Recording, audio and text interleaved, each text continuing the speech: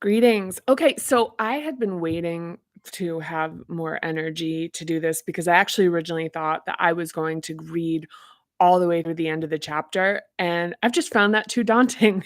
And the amount of energy I need to do what we're going to do in this section, which is creating, journaling, and affirmation, separating that out from doing the actual like charge and discharge practices. So, on this episode here of reading from Parinama Method, we are at page 109. And let's see. And I think yeah, I think it's kind of interesting because we're winding down right now in the fifth hub, and I found this particular hub to be challenging in a really particular way. And when we get to chapter 12, I think one of the things that's gonna be interesting to see this in reverse because just as like a sneak peek, chapter 12 is where we go reverse down the hubs in a like in the direction of creation. And so right now in parallel to my own process, because this is a very like individual self-actualization channel, it's coming against my own process right now where I'm working on figuring out like what is the format that I bring Parinama method into the world. And it's, I've since the very beginning that this isn't like a traditional consumer product, but that's becoming even more clear to me that this is like medical grade. And yeah, it's not like a over the counter kind of thing, and so considering what that means and whether this is like a back end of something else that gets created or what, but it does feel like for me personally an important reconciliation to figure out like, okay, like what is my, I guess, responsibility and purpose in terms of bringing this into the world. And with that said, I welcome any thoughts that you have or any input related to your experience with TPM where you feel it could be really more valuable and useful and applicable to you in what ways, in what applied ways. So anyway, so yeah, so some of the thoughts that I've had too is that as I've been, and I want to share this stuff because I think it's pretty universal, or like universal, just, or like, you know, is that as I've been getting into this exploration, that I've felt myself feeling kind of the riptide of pulling back towards things that are familiar. And that feeling that I'm having right now, especially because this is really about creation, and we're gonna talk about creating, and the creation as it results relates to this pretty meta, which is relates to this, which is the creation of Parinama method, in and of itself, and the creation of kind of the next proliferation of it, is the sense of being like, well, just the natural impulse to want to go back to things that are familiar and that feel safe, even though I know, like, like, let's see how to unpack this, that it feels kind of like, "Ooh, is that really how it's gonna have to be?" It's not. It's just it's part of TPM, and part of the self-awareness that we're developing here is seeing that those like fear, I'll call them like fear-based reflexes, adaptations, like very first hub, very like you'll find that the focus starts to be on like practical matters, like practical matters, and this is not vilifying it, it's a thing, but also realizing that it's like fixating on practical matters is a really, um, it's safer than having to contemplate some of the like the other ascensions that we're in the process of. So if anything, sometimes that dropping back down into lower hubs is related to finding the hub that we're working on and getting extra activated by, or feeling a bit flummoxed by, like finding that it's like, "Oh, these old patterns of thinking about how am I gonna solve for stuff that's like, like I'm used to thinking about, is a place to go back to." So, let's see. Yeah, I feel like that's kind of it for what I have on this coming into this. So, what we're gonna read today, and I'm pretty energized by just these 3 sections alone, is we're going to read this is techniques and exercises and a reminder that in each of the hubs, what we're looking at is to understand the initial development of the hub, the basics of what it contains, the themes in terms of some of the more complex dynamics in terms of what the hub is composed of. Then we look at the interruptions and stressors, which are events and circumstances that can impact the formation of the hub. And for the fifth hub, we're age 7 to 13. So, one of the things I'm going to bring up later is that things that are nostalgic relative to this age can be very activating in ways that can be both overloading and inspiring. So it's to reclaim and refine some of the feeling and some of the expression and some of the part of ourselves is is looking to music and looking to entertainment, books, TV, the inputs that you were taking in at this time. Even look up the year or a range of years and doing things like even Google searching, YouTube, you like for like what were the TV shows, what were the things at this age, what were the magazines that you read, even just thinking about, what were your interests, what were who are your friends at this time of your life? What were the things that you discussed? What were the games that you played? What were the things that you aspired to own and have? What were the things? And in this particular time, it's like we're dealing with this like prescription of desires and but also with the natural arising of what is naturally ours as far as like what resonates and feels like where there's feeling. And I want to make a particular note here, which is like one of the things in terms of the divining rod here in all the hubs here, I'm really going to especially point to this is where you feel positively energized and being mindful of like being activated in a way that it's like surfacing something, so it's like being activated in a way that's surfacing something that can be kind of like it's not necessarily pleasant, but there's like energy there. There's something that's just delightfully energizing that makes you feel hopeful and like kind of like, woo, this feels good. And I can feel the sense of desire and delight.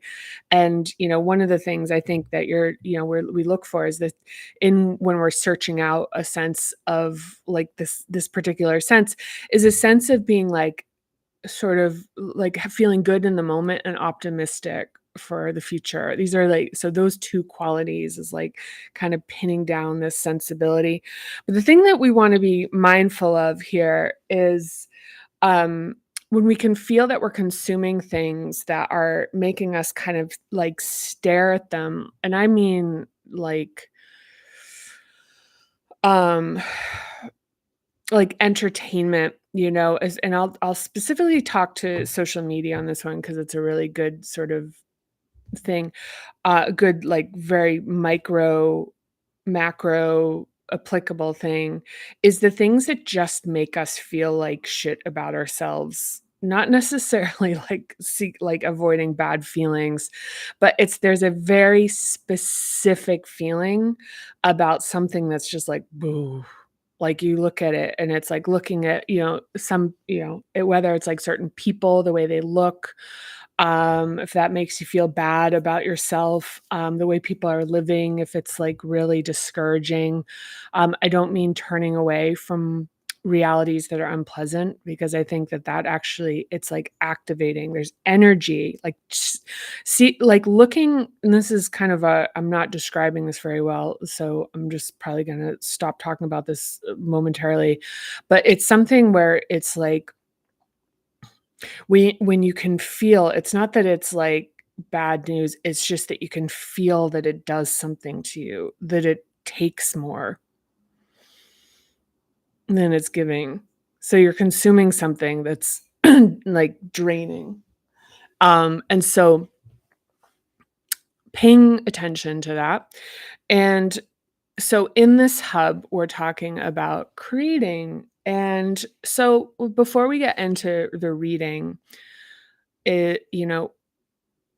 the affirmation part is also would actually be a really good follow-up to what I was just talking about, because what we're really trying to become really conscious of is like the inside out living, like what it feels like to be living inside, like, and feel that emanating out.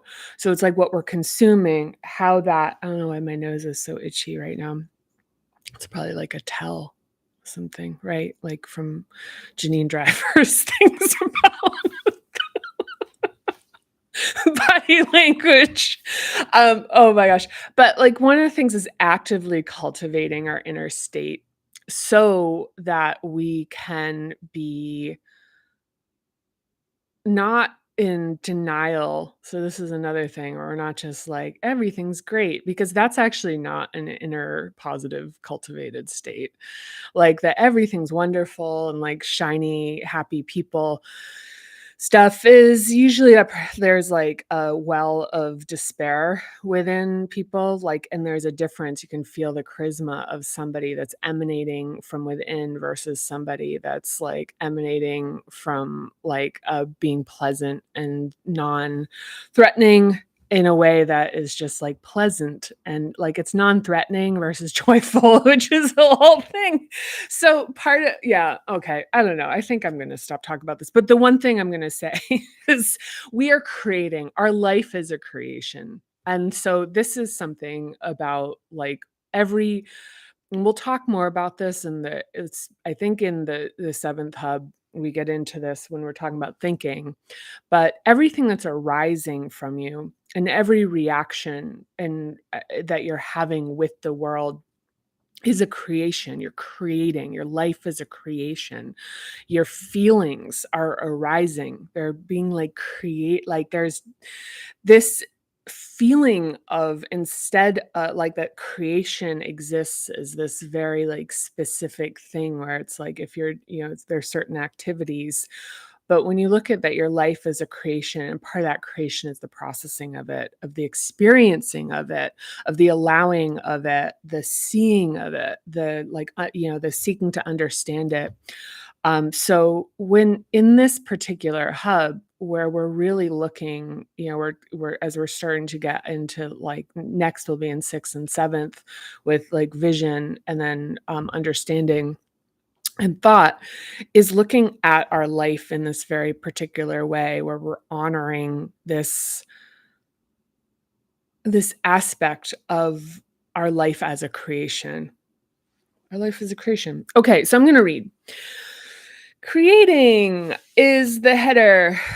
And now I'm like sweating, which is a creation of water coming out of my skin. So, it's funny because right now, it's not funny. It's just a note. I'm trying to think of something better to say there. But there's supposed to be there was like a hurricane warning, and it's like a tropical storm coming into Boston right now. So I think it's the humidity. I turned off the air conditioning and now I'm like schwitzing over here. Okay, so I'm going to read this creating. I'm actually really happy about reading these. So, creativity isn't only expressed through activities like art and music. The scope of what is creative is vast.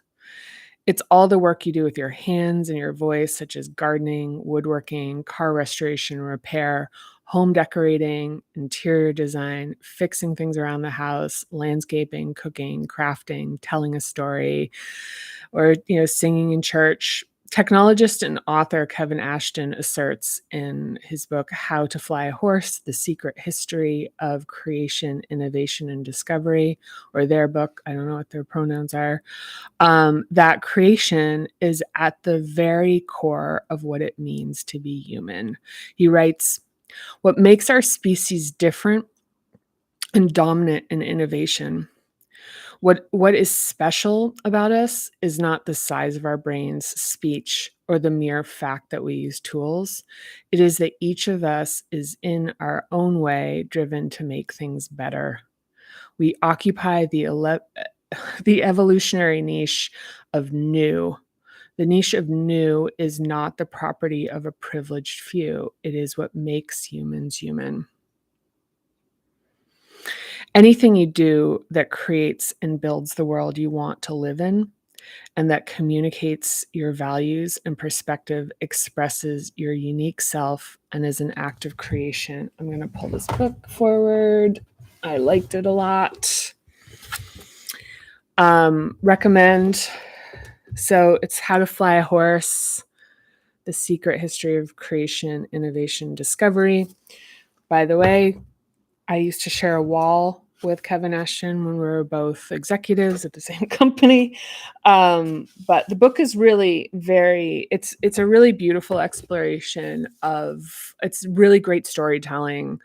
Um, he's very skilled in his research and what he chooses to pull forward a story. So it's entertaining as well. Ooh, and the opening quote here of the book is work your best at being you. That's where home is. Bill Murray. Promising, right? Yeah. So I think that one of the things, and it's interesting, this book made it into the reference of this book made it into my book. It's one of the last books that I read in my process of like reading books that wound up influencing or being incorporated into Parinama method. Another book, quick tangent, that was hugely influential to me that I read in like 2018, I think, was Otesha Mostfay's My Year of Rest and Relaxation. I just reread that last week. Also recommending that. I don't have a copy of it. I gave it to somebody to read and they didn't return it. I don't remember who I gave it to. Live close to me. That's a hack in life. I'll give you my books to read and I'll never remember that I did it. But there's a really brilliant case in here. And I think that there's other, I think Elizabeth Gilbert wrote Big Magic, another fantastic book in this genre, which is that creation is not about, creation isn't elite. We're all creators. Our lives are creations. And this is like my thinking on this, I would say, has evolved to the point that it's like your life and the extraordinariness and the curiosity that you can apply to paying attention to it and like moving your body and listening to things and noticing how they make you feel and being curious about like how you interpret the things that have happened and what they remind you of and where the sensation is, like deepening the curiosity of the creation that is your life is ultimately, sort of on a continuum of like being able to, express things further. But that creativity, like that, where like the place it springs from, is this is curiosity about yourself. Like it really is, it begins from the inside out, which is the processing. And in order to create a very honest relationship with creation, it's creating an honest relationship with your curiosity and your fascination with yourself and the phenomenon of your lived life and looking at your own experience. And especially, to use a framework in this context to organize things so that it's not, so Parinama method I used to look at as like kind of a color coded like organization thing where like for like toys, where it's like all the red toys go in the red thing. But creating, you are a creator no matter what it is that you do in your life. No matter what, you don't have to be an artist. Everybody is creating things, and the better a creator you are is deeply tied into this curious, open, receptive relationship that you have with your own self and your own interest in how you intersect with the world. So it's not even just yeah, I think that says it all. So that was fun to talk about. Next, we're going to talk about journaling. And just as a reminder is that, so part 3 of the book is where we get in the integrated practices that incorporate all the hubs. And so that's chapter 11. And chapter 11 includes a lot of tools, diagnostics, just a lot of practical sequences that incorporate absolutely everything. And then on page 277, we have daily journal prompts and emotional hygiene and journaling, deconstructing an event, and the evening sequence. There is also, oh, it's kind of funny. I don't know why it's not readily available here. Well, whatever. I'm not going to get into it right now. But I originally thought I was going to read some of the journaling prompts or like pull one in for this, but I'm not going to. We're going to just get to them eventually. So yeah, you can do it. You can do it. So writing and journaling are particularly effective tools for expression because they take free-floating ideas and concerns and land them on a page where they can be seen, addressed, and processed. E.M. Forster asked in Aspen, what's my problem with tweeting today? So E.M. Forster asked in Aspects of a Novel, how can I tell what I think until I see what I say? So, practicing emotional hygiene by releasing feelings and emotions from the previous day clears our heads. If emotions are not processed, they will recycle and resurface as misplaced frustration, fixations, and obsession, or even erupt as anger or become physical discomfort or pain. Other journaling practices also involve inquiry and exploration with free writing to clear the emotional pipes to allow for creative expression. Specifically, Julia Cameron's process of morning pages from The Artist's Way, a spiritual path to higher creativity.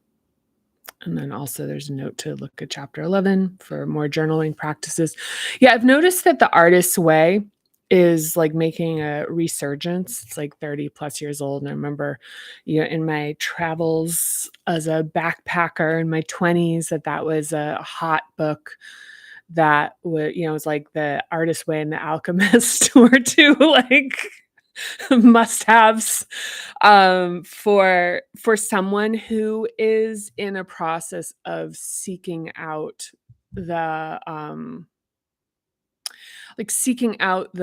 this kind of sense, this existential angst that arises in like early adulthood. Yeah, in early adulthood. And so Artist's Way talks about like just in a daily process of just writing, doing your morning pages, like writing, just starting the day by processing what's in your head, and just expressing it. And one of the things about that, I used to do that as like not in a written format, but when I had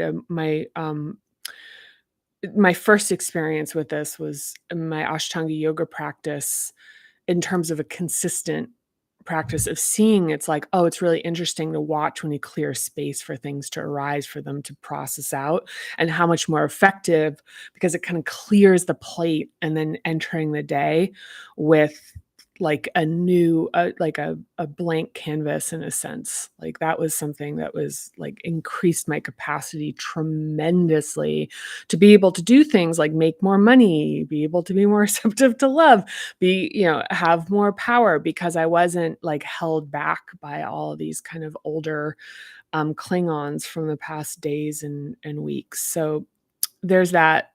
Shout out to journaling. A lot of people know about it, don't do it. That's on you if you don't do it. So, like, this is one of those things.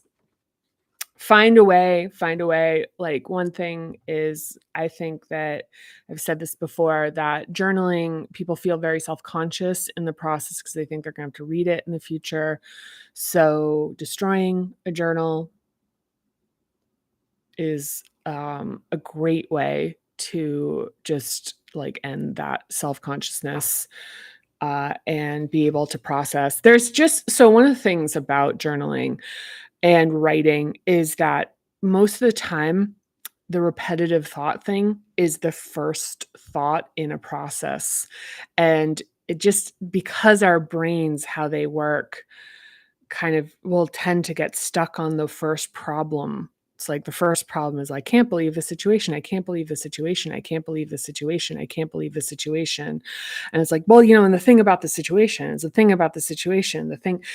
And so by writing, what we do is we're like, here's the situation. And you can't write that. Here's the situation. Here's the situation. Here's the situation. Here's the situation. There can be a little bit of that, but the repetitiveness for writing, it's like, I think one of the things is like, writing makes it a pain in the ass to do it, but it's like you kind of have to keep moving. Like you have to keep moving with it. It's like, here's the situation. And then it's like it kind of it sort of demands that there's sort of the next move on it, the next thought on it. It's like, yeah, this is really a pain because it's making this happen. And there can be some cycling, but the thing is that like eventually it really helps with things that can literally like snow globe and take up all the space in your brain for infinity. It helps just absolutely like capture them. So it's almost like looking at something that's like flying around, that's just taking up a moth that's flying around, taking up the whole room, so to speak, because it could be anywhere and everywhere. And then it's just kind of landing it, you know. So that's a pretty good analogy for that. So affirmation. Okay, these are nice. So the word mantra is of Sanskrit origin, meaning mystical formulas spoken, enchanted to be cast like magic spells. So it's funny because my editor didn't know my editor didn't know the word mantra, you know. It was, really intentional that I chose an editor who was not from, like, didn't have any new age context, very intentionally, and that was one of the funny examples of that, of things that are sort of like, you know, she was like, "Yeah, you need to explain what a mantra is." I was like, "I don't know that you do, but we'll do it anyway." And one thing that was really, I think, really, like, supplemental and additive here is to actually, because the word mantra is commonly used. It's like, "Well, that's my mantra." And it's like and the meaning of it, of at least in my understanding, had been like this very practical thing where it's like, "Oh, it's just a thing you say, you repeat." So it has to do with the functionality, the word mantra, versus actually, when you look at the sort of Sanskrit notion with mantra, of that it's a spell. So it's a mystical formula spoken and chanted to be cast like magic spells, similar to abracadabra at the beginning of this chapter, which is the word that means like that, like I speak and therefore it is. So you can use words and phrases to soothe, to encourage, and to begin the process of making something real. Again, abracadabra means I create as I speak. This is also, I think, one thing is like, this is the importance of words. And like, if I in my own life, when people say shitty things about themselves is like self-deprecating, I'm like, really, like, this whole thing of like, oh, aren't I being so humble by shitting on myself? My thing is like, I say, I'm like, it's like, go for it, but I'm not going to co-sign on that. I don't agree with talking about yourself that way. Um, is like, really looking at the way that we talk to ourselves, and this is once again another thing where it's like, "Oh, another thing to feel ashamed about." And so instead of the action being, like, ashamed of the action, become more aware of the accountability. So to realize to be like, okay, like the shame part, it's like, look, it's already there. It's like where the it's where it's arising from. So you don't need to double down on being ashamed. But it's like when you say something about yourself, you're like, wow, what if, I don't even see it's like I'm so allergic to it. So I'm not gonna use an example. Crazy, right? But if you were to say something deprecating, like point something out, you go, ugh, like, yeah, like um, well, see, I don't even like doing that. Because it's bullshit. It's just bullshit. Like, this thing about, like, saying things about yourself, and then it's like, "Oh, see, that don't take that away from" take what away from you? This relationship where you, like, talk about somebody that you love more than anything with, like, terms and words and pointing out shitty stuff in a disdaining way. Like, there's one thing to look at your foot and be like, "Yeah, it's like, look at, noticing, like, yeah, pedicure would, like, look a lot better right now than what's going on with my foot. It's not but the thing about, like, that shift, that subtle shift where all of a sudden it's disgusting or bad or, like, unkempt or I should've and I could've and who could and whatever, that whole thing, it's like, that is not taking fucking anything away from me. It's like, that's just my personality. It is not. It is not your personality. That is an affect. That is an adaptation. And the thing is that we're speaking into reality a relationship with ourselves. We're speaking into reality a perception of ourselves. And once again, I've said this before, I'll say it again, the thing where this thing about like comics who are self-effacing and, you know, you just like, isn't it so funny to say all these shitty things about yourself? Because it's so brave. It's like, what would be brave is to just basically sit and say all these things that you think are fantastic about yourself. That's brave. It's a relief to people to hear you say shitty things about yourself. Because most of the time it's like, oh, how like it's a relief because like, oh, phew, this is a thing, right? I'm a piece of shit too. Um, And it's like, no, the brave thing is and it wouldn't be funny because it would be so difficult to sit and listen to somebody say wonderful things about themselves because we would first of all, a lot of people, like make a list of all the things. It's like, these are fantastic things about me. Like, I'm smart. I'm really hardworking. I do the right thing, I really strive to do the right thing with people. Give examples of that. I'm really creative. I'm really imaginative. I love sharing. I'm super generous. I love my face. I love the capability that I have. Like, I love, like, how free I'm becoming in terms of becoming even, like, the way that I live my life, the way that I've been independent. I love these qualities about myself, and, like, the adoration of just how, like, charming and how much I love how funny I am. It's like I love my own company. And that to sit and tell someone that and that would be uncomfortable because it's conflicting with another person's comfort with being able to do that for themselves.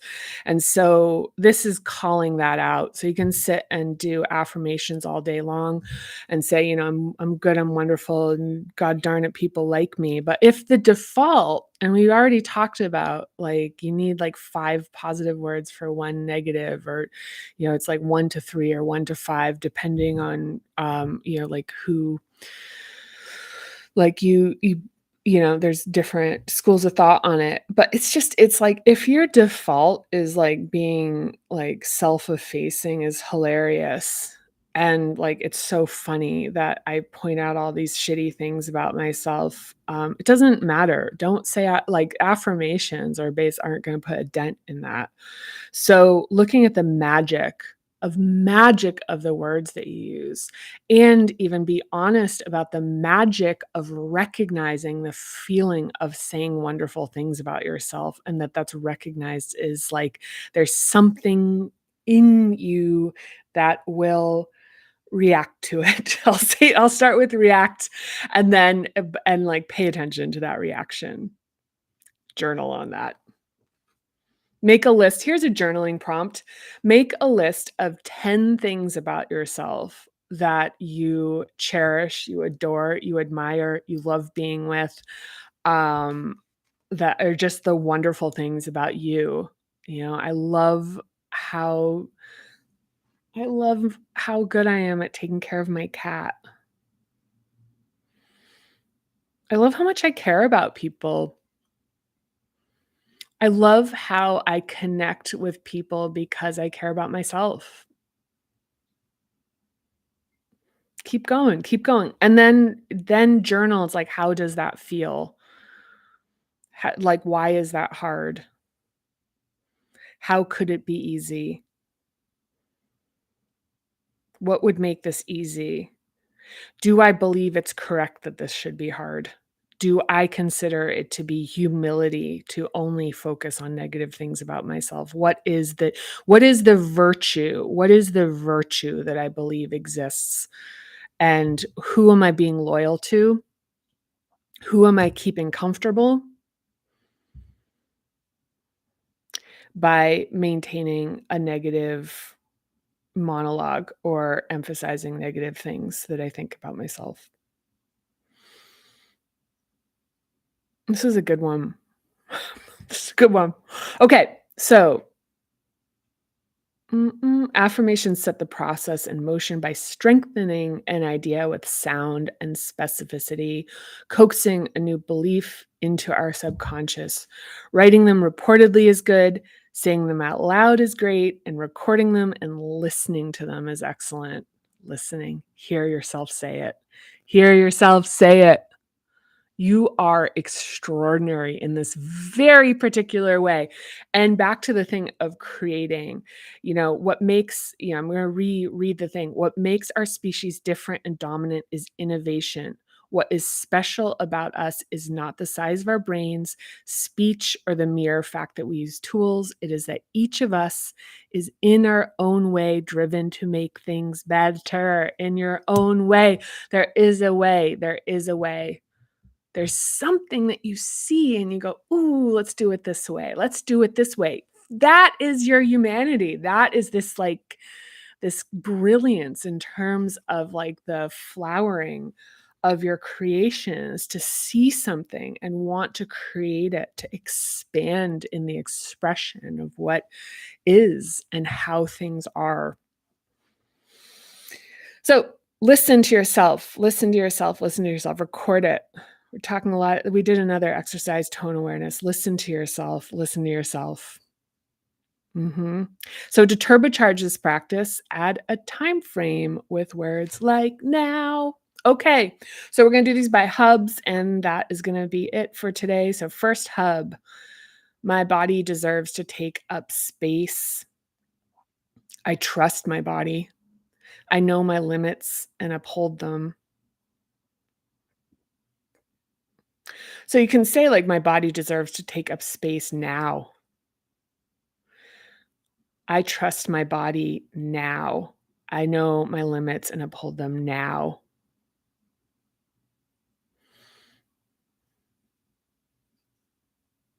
Yeah, I feel like, it's funny because this is like A level. This is like entry level, and it's a good place to start, but this goes deeper. There's so far we can go with this. But for now, we will stick with these. So my body deserves to take up space. I trust my body. I trust my body. I trust my body. Trust my ability to take care of my physical security. I trust myself. I know my limits and uphold them. Second hub, I express and respect my emotions. I express and respect my emotions. I move easily and effortlessly. I move easily and effortlessly. Doodly doo. Third hub, I decide for myself what is best for me. I feel the power and confidence in my abilities, my courage, and my individuality. I feel the power and confidence in my abilities, my courage, and my individuality. Fourth hub, I feel love, belonging, and connection. I see a fellow human being in the eyes of everyone I meet. I feel love, belonging, and connection.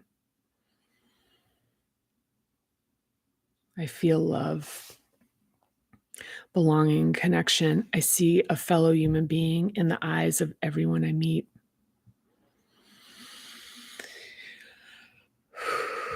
Yes. The more we humanize other people, the more our own humanity begins to spark up and feel more alive, and vice versa.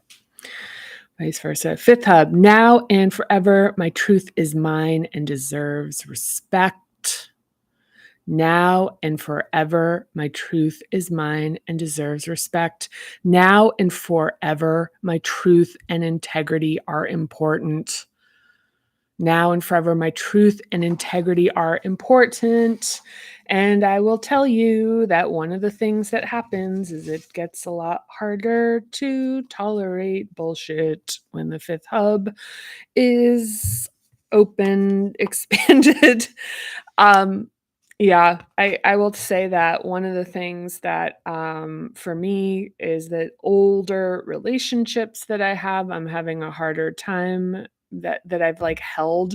So older relationships that I've held with like sort of like understood blind spots, I'm having a much harder time upholding.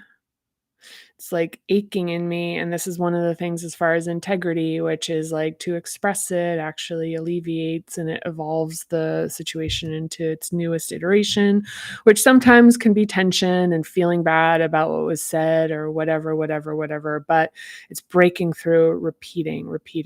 That's the thing we're trying to stop doing, trying to like evolve the thing. So my mantra that has been sitting here next to me in various forms for years now is I commit to living in my zone of genius now and forever. I commit to living in my zone of genius now and forever. This is from The Big Leap. I love it so much. It was one of the very early book that I read in researching Parinama. What is his name? Guy. The Big Leap. You can just, it's a book. You can look it up. I expand in abundance, success, and love every day as I inspire those around me to do the same.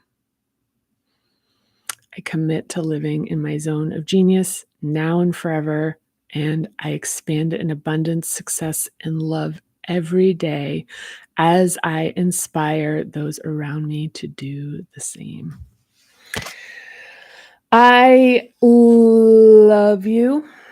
I love you. I love you. And I'm so grateful that to have you along here. I welcome any comments, especially for this section. Even emojis, comments, direct messages are also fine. It's yeah, likes, watches, whatever interaction. It means so much to me. And I care so much. I've been spending a lot of time thinking about how much it matters to me that the expression of this expands so that it reaches folks who who this is part of their process of their own evolution and ascension. So reaching them and supporting that in the best way possible. So I just want to say thank you. And yeah, And I look forward to next time. Next time we'll be doing the charging and the discharging of the hub. So it's energizing and releasing. Okay. So for now, I'll say bye. Thank you. See you soon. Love you.